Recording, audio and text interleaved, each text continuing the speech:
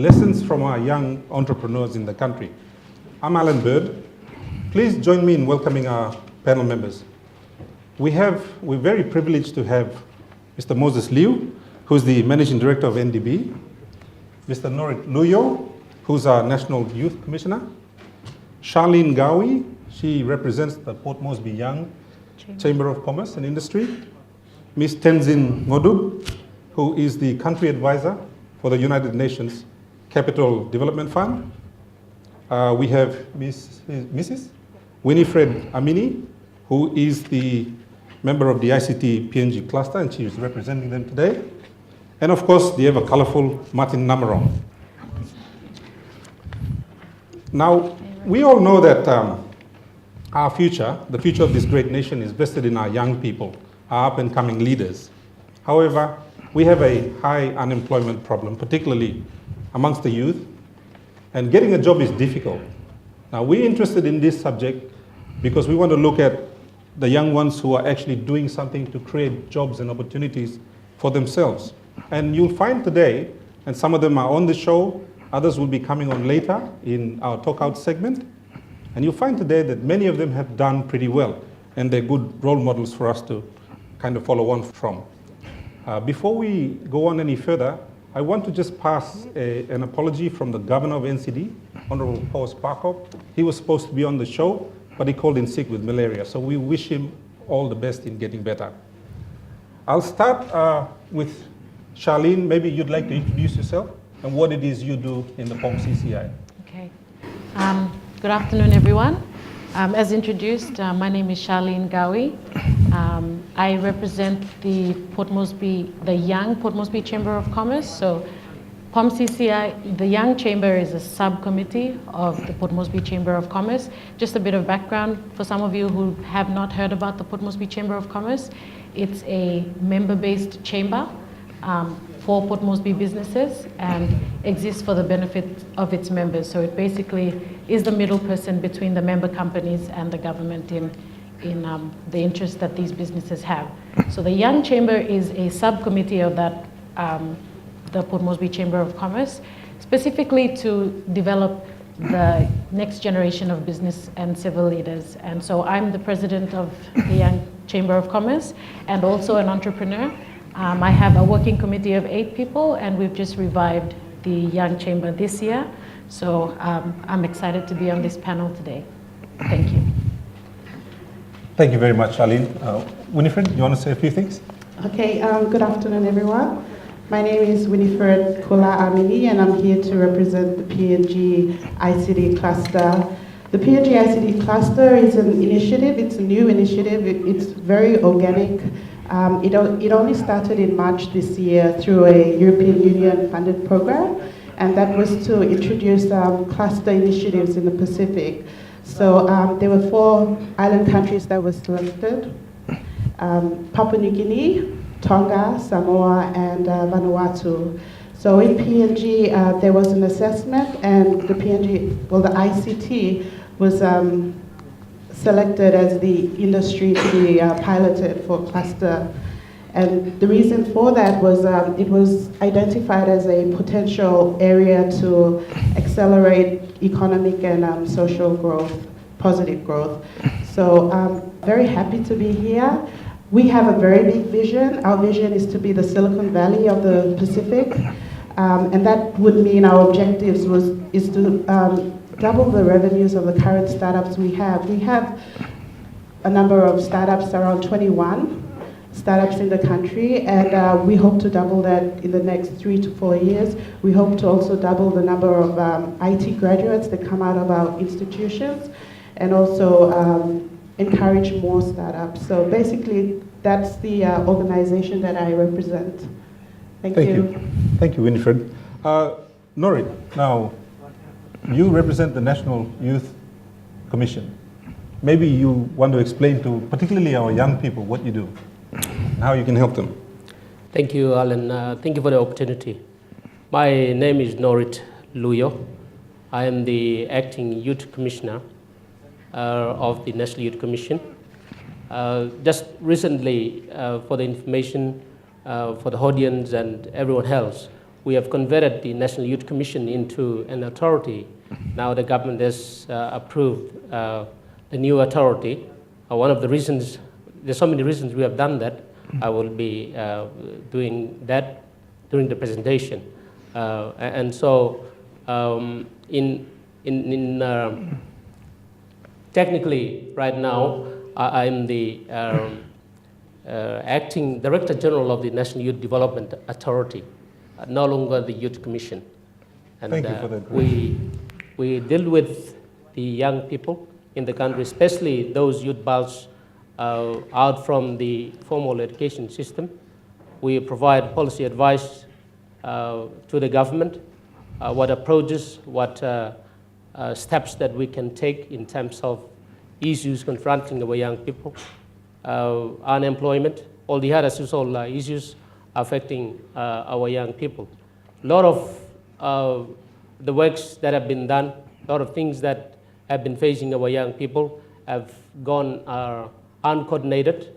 And so our task now, the major task facing Youth Commission or the authority, is to get things in place, the necessary tools in place to do the coordination, to properly coordinate youth activities in the country, so that we can also bring it closer to the governments to attain their focus and to give, to ensure the government gives more focus and attention to the issues confronting our young people. So that's basically what we are doing.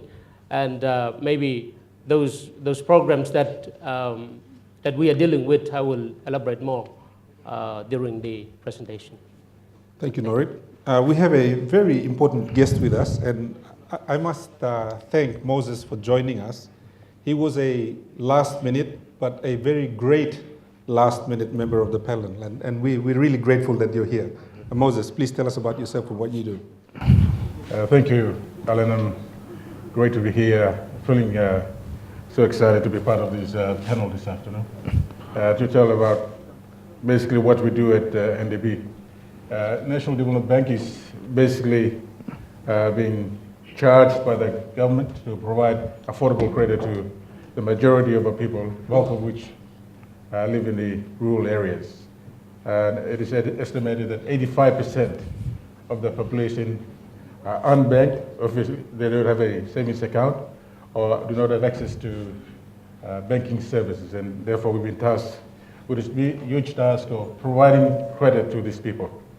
And so NDB is, throughout the last 4 to 5 years, we've been positioning ourselves to providing products, innovative products, some of them basically, which we'll talk about a bit later, given the opportunity. And we want to be able to offer these products and services to include our people, to be in the mainstream of the economy. Our purpose is to integrate the rural economy by providing financial services, integrating through the overall broad-based economy. So it's a huge task, but we've started the process, and obviously we're excited in delivering some of the things that the government expects us to do. Thank you, Moses.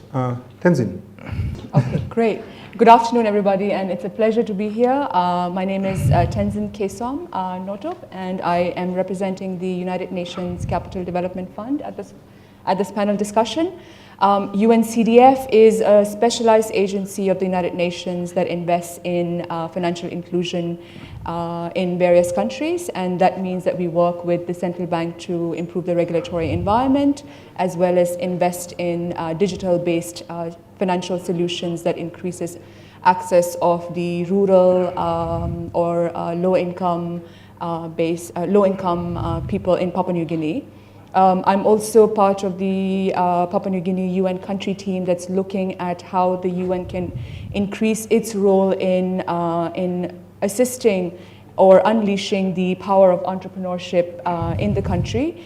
We believe that that entrepreneurship has the potential and is a very powerful tool to bring about social change, and we are currently exploring that with a variety of our partners. Yeah. Thank you very much, Tenzin. Martin. Hi, everyone. Well, I'm a communications kind of guy, and apparently it's my role to try and make sense to our TV audience, is a boy seller an entrepreneur? Because there's some people who travel from Mount Hagen to WeWork and successfully trade in Billnut. And how do they move from something that one would call informal, or like I personally try to refer to as the people's economy, into what everyone else regards as the formal, or if you like, the corporate economy. And the challenge that young Papua New Guineans face. I myself sold betel nuts, and now I'm doing PR kind of thing. So I think the transition is there, and it can take place, but there needs to be these spaces that have to be created for young people, as we've seen with the ICT cluster, as we're seeing from the microfinance people who, the nationwide microbank, National Development Bank, who are trying to provide credit to Papua New Guineans. There's so many questions, discussions, and I think it would be fascinating to hear from everyone here what their experiences are. Thanks, Martin. Well, it's just as well that Governor Pakop isn't here, because you two would get into some difficulty over betel nut. And I'm keeping a straight face. Don't tell the governor I said that. We now go to an audience question. Rufina Napitelai, would you like to ask your question, please? Young people in Papua New Guinea have many business ideas. However, lack of finance often stops these ideas from developing into a business. Where can young people access finance to start a new business? And are there new financing sources available in PNG? I have heard of things like people getting together to help business startup. Thank you, Rufina. Now that's a good one to get the ball rolling, and I'm looking to my left because I have two people here who might be able to help us with that. One of the things that's happening in the financial sector in Papua New Guinea is that there is this huge unwillingness to lend to the youth. And it may not just be youth, but in general, any startups or people who have businesses, because it's not a very credit-friendly culture. We see lots of bank accounts being opened as per the sort of campaign that's led by the Bank of PNG and supported by a variety of stakeholders. But we see a lot of idle capital in banks' books, but there is this unwillingness to use that that idle capital into more productive activities such as lending to the youth, because it is a very risky segment of the population. I think we have to be honest with ourselves and agree on that. Now, then the question becomes, what can we do to de-risk that sector? And that's where I think the role of NDB is critical. That's where the role of sort of helping these young entrepreneurs be identified as investment worthy or credit worthy through some kind of a risk share facility is also important. And it's not like it's not happening. There is a SME risk share facility with BSP Bank that's supported by the government as well as IFC and the World Bank. But then the next question after that is it's about scale. So I think we have to look at the overall environment in which these youth entrepreneurs exist, and it's not just about sort of access to finance, but it's also about thinking about new ideas, checking the viability of those new ideas, and are they scalable, and then can we match them up to sort of performance-based grants or loans, and even take it further to sort of social impact capital. Thank you. Thank you, Tenzin.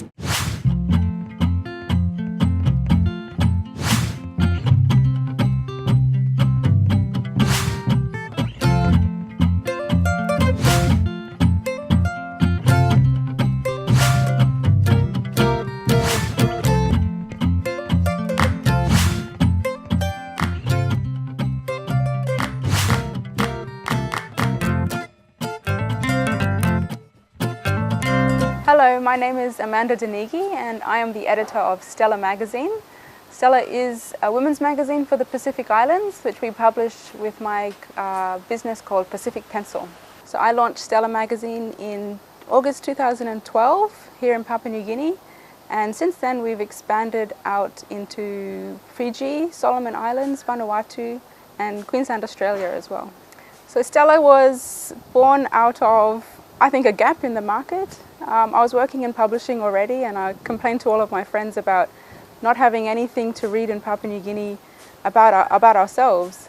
So I decided that I was going to have to make it myself because no one else was doing it. Yeah, the idea, I guess, is just showcasing fashion, health, travel, and the arts in the Pacific Islands. So starting up, I used some savings to get started, and as well as I had some support from my family as well because they thought that I had a really good idea. But yeah, so starting up, I had to quit my job. I couldn't do Stella as well as have a full-time job. Stella is a full-time job.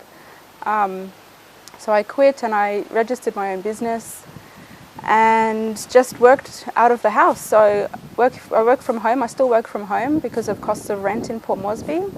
And I also got advertisers, a couple of advertisers to help with the first issue as well. So their advertising helped to pay for the printing of the magazine.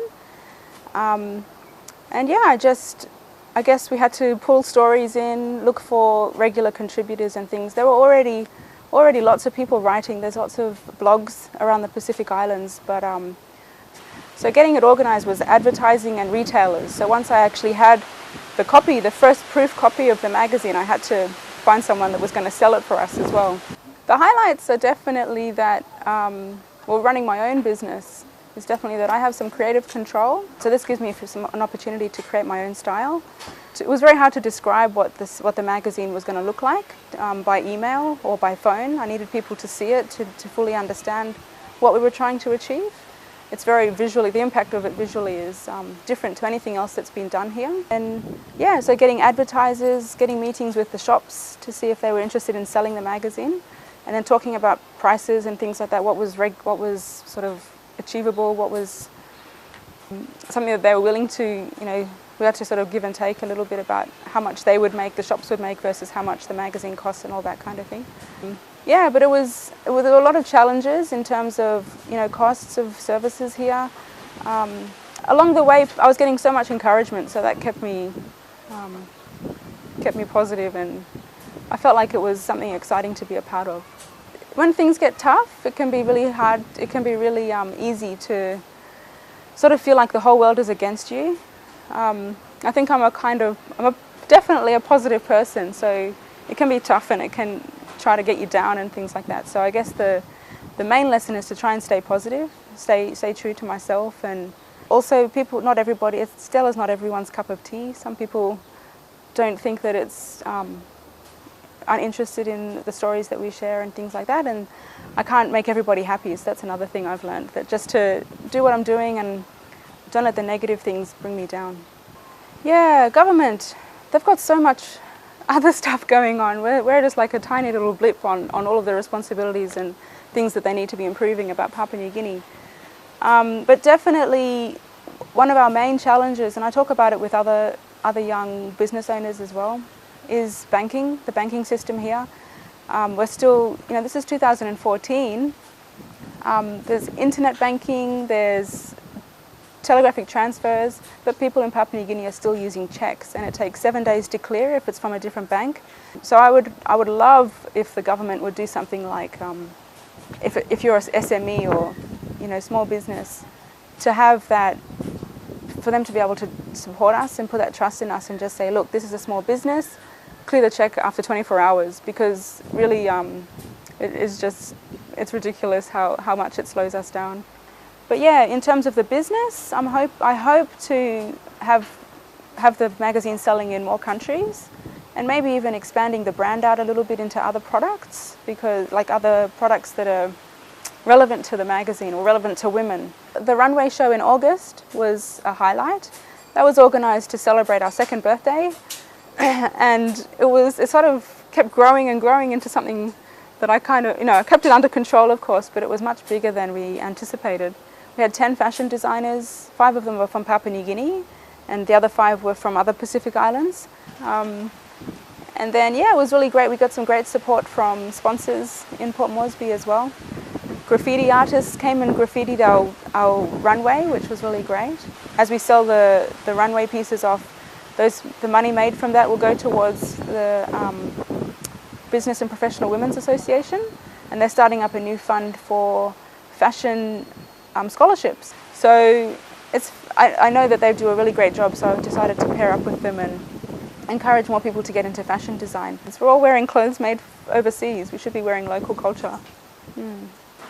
We had some excellent feedback. People, I think, were really blown away and kind of surprised by the quality of what we did. So I just told them, this is Stella Magazine. You're going to get used to the good quality. The main sort of idea was to give writers a place to be published, other than not just journalism. We wanted it to be positive media. We wanted to share stories about people's achievements and successes. The idea was to do it as a women's magazine because I'm a woman, and I just felt like there was nothing like that in Papua New Guinea. And all around the world there's thousands of magazines, and I think we needed one. I thought we needed one here. At the moment, Stella's just growing steadily and reaching more and more people, and that's, doing it slowly and steadily, I think, is the key. Surviving, I think, is a big thing. So, just work on maintaining the quality that you want to achieve.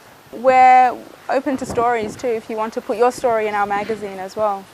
We're always looking for inspiring stories to share, so even if you are just starting out, we should talk.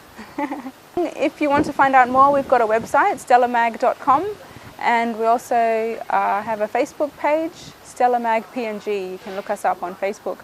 And Facebook has been really a great way for us to market the magazine. Everyone's on Facebook, or most of our audience, the readers from Stella, are on Facebook. So.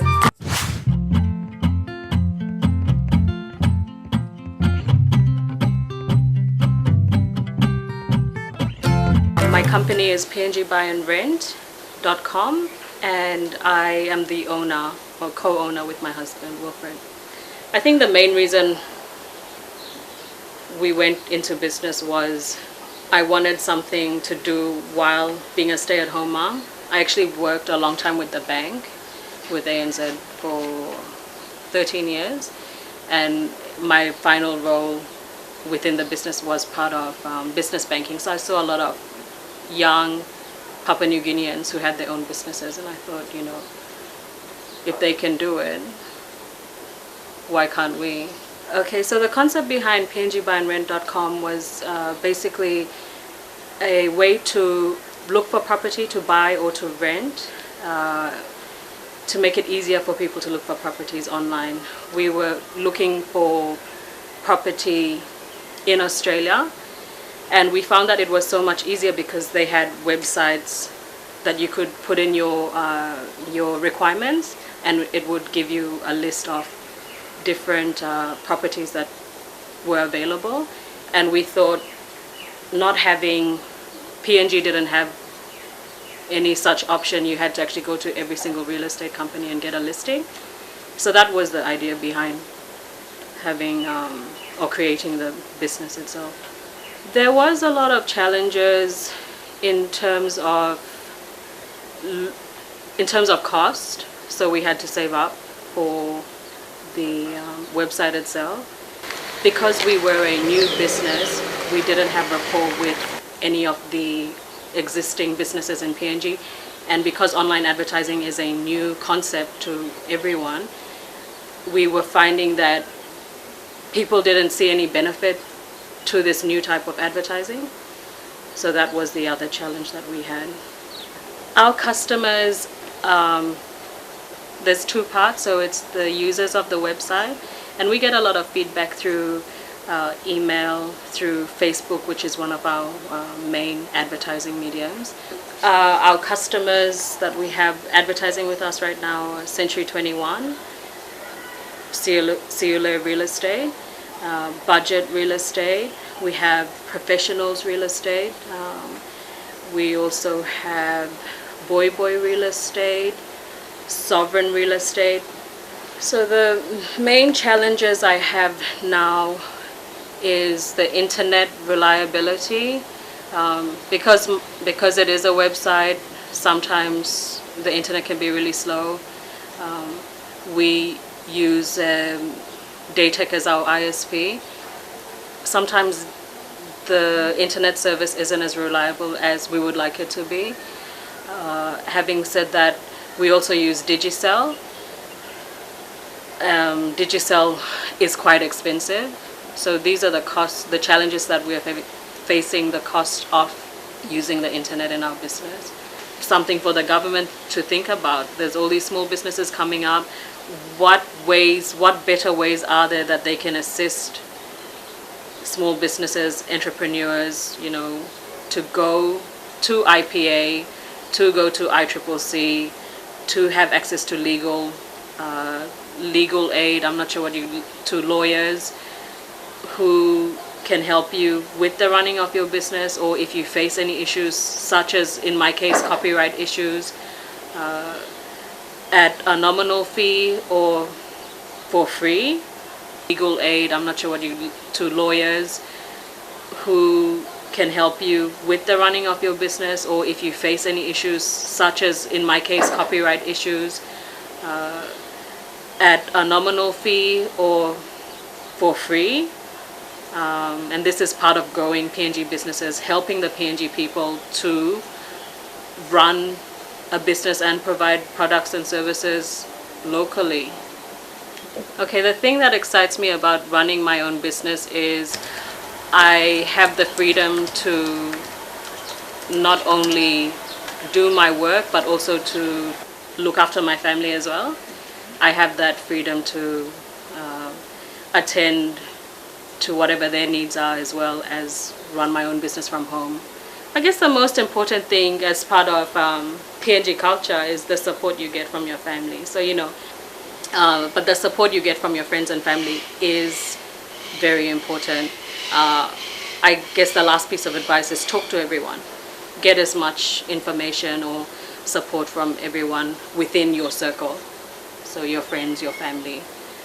In 5 years' time, I hope to see my business having a steady inflow of being a bigger and better website with more people advertising online. I really believe that online advertising is the way to go. So my advice to up-and-coming entrepreneurs is, first of all, it's not easy. You have to know what your product is. You have to research into what it is that you're doing or wanting to do. Know who your customers are. Most importantly, it's not easy because this is your business. You're the one running the show. You have to put in the hours, you have to put in the time, and you have to keep motivated if this is what you really want to do. Like I said earlier, it's not easy, so you have to be prepared to start from the bottom and work hard to gain everyone's trust and run your business the way you want to.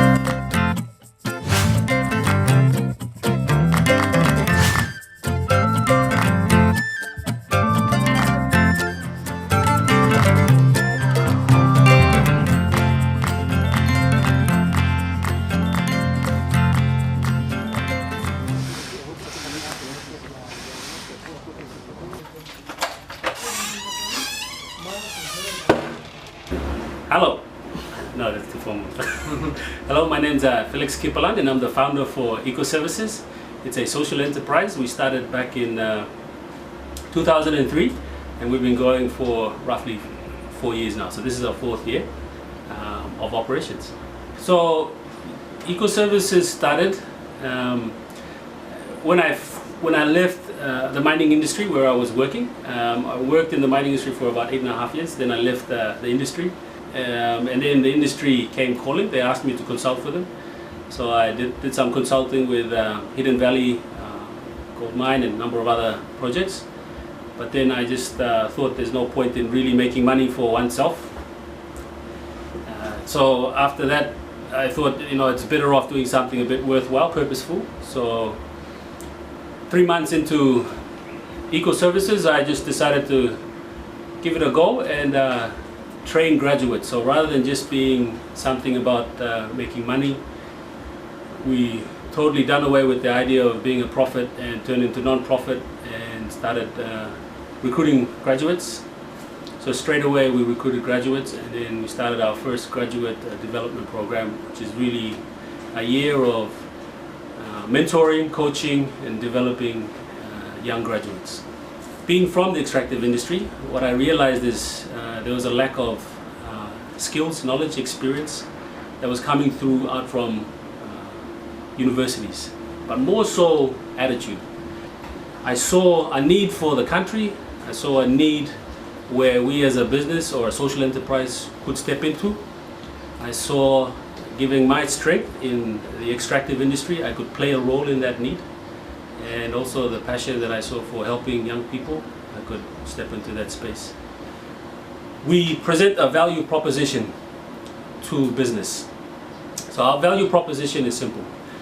It'll take an average company 3 years to develop or invest in a student. So it takes you 3 years to invest in a student, to bring them up to a point where they can add value to your business. So the value proposition is this: rather than you invest 3 years in developing the human resource capital, we take 1 year upfront. We take care of the upfront costs for free. So you don't have to do the upfront investment. It cuts off 2 years, in fact cuts off a whole 3 years. And the feedback we've got from industry is when our graduates go in, they don't need the training because we've done the upfront for them. So obviously with any business you need some upfront capital, seed capital. We had, and I just want to be very clear, we had no funding from government. We had no funding from donor agencies. We had zero external funding at all. The seed capital came largely from myself, working for free. So I took my 8.5 years of work experience and consulted. And whatever the rate I charged, and I would charge fairly average rate for a consultant, but good enough to get the required amount of money. So we raised in our first year roughly 136,000 kina. And then in our second year we raised about 200,000 kina. And that was purely on consultancy. So that's how we started. The first 2 years was me really my sweat equity, working for free in the first 2 years to have the seed capital. For anyone to go into the social enterprise, you're not there for the financial benefit, but it supplements the social. So it's really a sort of a different way to look at it. A job is something that you can pick up and drop. A vocation is a lifelong journey. It's what you decide to do for the rest of your life. So a vocation for me is in the space of environment, social, and sustainable development. So it's a vocation. So the idea is to get our young people to think along the lines of what is the lifelong vocation. It's not just about getting a job, but what's your vocation? What do you want to do for the rest of your life? The key driver is passion and loving what you do. I think that's the fuel. So if you don't have passion, you don't love what you do, you're going to run out of steam. Hebrews 11:1. Hebrews 11:1 talks about faith without action. So an entrepreneur must have a large amount of faith. If you haven't got faith, you're already going to sink. Yeah, if you really believe in what we're doing, because every graduate that has come out of our program, 100%, every single graduate has had a job in the oil and gas, the mining sector, and agriculture, Department of Environment and Conservation, Mineral Resource Authority, all the key agencies that are part of the economic growth. And we have trained graduates, and they've all gone into these jobs. No assistance at all from anybody, purely sweat equity for 4 years. And to be honest, I'm not one to, free handout mentality. But, whoever's out there in this space, I think if they can recognize sweat equity and recognize the value proposition of what we're about and think that it is a worthwhile cause, I truly think where we suffer right now is with some investment from partnerships. And that means you don't have to give aid, but if you've got a project, whether it's an environmental project or a social project, we've got people that can do the job, and that money stays within the social enterprise, and it helps the next generation. One little story about Lucy. Time Moses like that. The last legally cup before goal of Promised Land. Big man asking Moses logo sana up on the mountain. And can I not talk to them? You look outside on this ground, yeah. And talk as far as your eyes can see. So meaning lo this land. When I something you look him, eye blue you can look him. And this land Promised Land blue, and ground blue yeah. You kiss him. So blow mipla 1-1. Tamipla open him eye blow mipla. Planting lo mipla sa lulu blow problem lo mipla stable or 1-1 area or limitations. Huh? But this have to talk and open my blue na lulu one kind potential stuff. And if you can look him also, you can look him at planting potential or country blow mipla. I think you can go a long way. What young Papua New Guineans are essentially saying is there's a new narrative, a new story to tell, and that is we can do things, and let's use the skills, as in Felix has shown with the skills that he has had to address issues and create opportunities. We've seen people who not only focus on problems, but see those problems as an opportunity to create something that's beautiful, whether it's a beautiful magazine or a website. But obviously what has come out in the video is also something that's important, and that is when government's discussion about development of Papua New Guinean SMEs or increasing Papua New Guinean participation in the economy, the narrative seems to be okay, so how much cash do we set aside to develop Papua New Guinean participation in the economy? But we've seen other structural issues that also exist that need to be addressed as well, whether it's access to cheap and reliable internet services, utilities, power and water, rentals. So I think one has to be a little bit more broader in thinking about, particularly from those in government who are making policy, to be a lot more broad-minded in the way they look at developing young entrepreneurs. Maybe it's not just cash. Maybe if you can assist in reducing the rentals and by regulating the real estate or reducing the price of internet, that would be fantastic for a lot of people. And in that case, you don't necessarily have to provide cash. Well, unfortunately, we've run out of time. Unless there's anything really pressing that our panelists want to come out with, we're going to close. I think you have it there. There's some wonderful stories in what all of these young people have been able to share with us today, and I particularly thank the panel. This is one of our better shows, so thank you all for joining us. I want to thank the audience and those who are viewing us from elsewhere. Please join me in thanking, to my right, Moses Liu from the NDB, Martin, Tenzing, Sharon, Winnie, sorry, and Mr. Norit from the Youth Commission. We enjoyed your company today. I'm Alan Bird. You've been watching Tanim Graun. Natingin, Tok Tok Blom Luba Tanim Graun. Thank you very much.